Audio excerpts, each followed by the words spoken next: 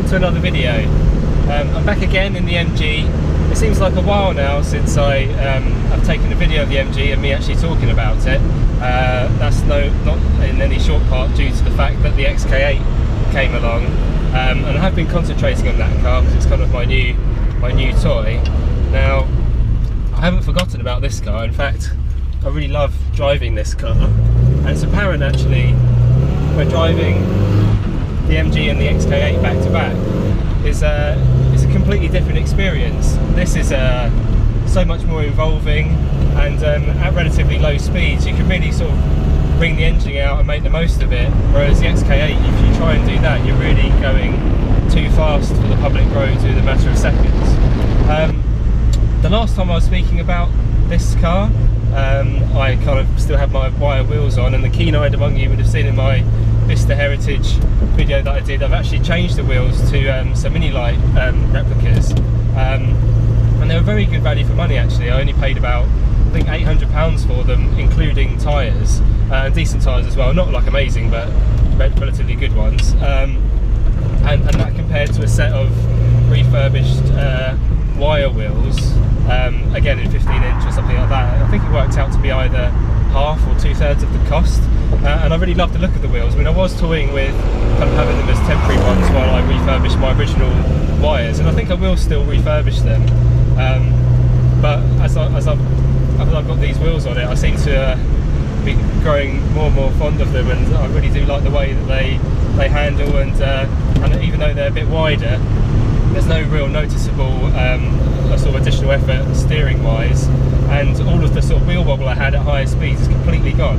Now, I'm not to say you can't achieve that with the wire wheels, I just think the places near me aren't really geared up to balance them properly, whereas these ones are just conventional sort of alloy wheels, so they're so much easier for them to sort of get new tyres on them and balance them with a traditional sort of centrifugal weight system.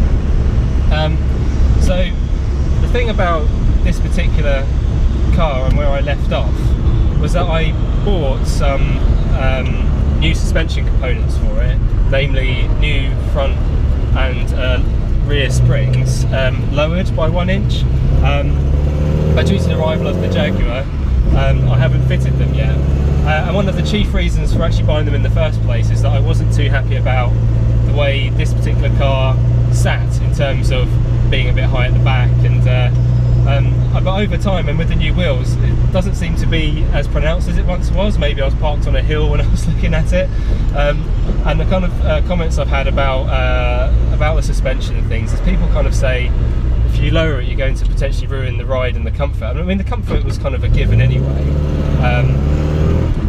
but you know, this doesn't ride too bad it's a relatively low car anyway, and it doesn't ride too badly. It's quite comfortable, and I've gone sort of longish distance in it to car shows and that kind of stuff, and it's been fine.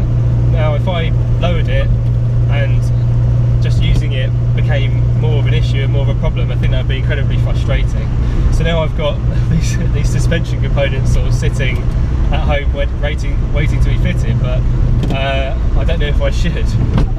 The other thing I was going to have done at the same time was a new anti-roll bar, which I haven't actually bought yet, so I wanted to measure my existing one to make sure that I wasn't just going to replace it like for like. I mean, it doesn't handle too badly, this car. It turns in quite nicely and doesn't feel like it needs any upgrades. I mean, the lowered suspension was really just a look thing. I'm not sure if it's really worth it, if it's not really bothering me too much at the moment, but then again, leaf springs are taking up quite a bit of room in my house, so perhaps I should do something with them, maybe even as an experiment, just to see what it looks like and then swap back to the old setup, but I don't know, we'll see.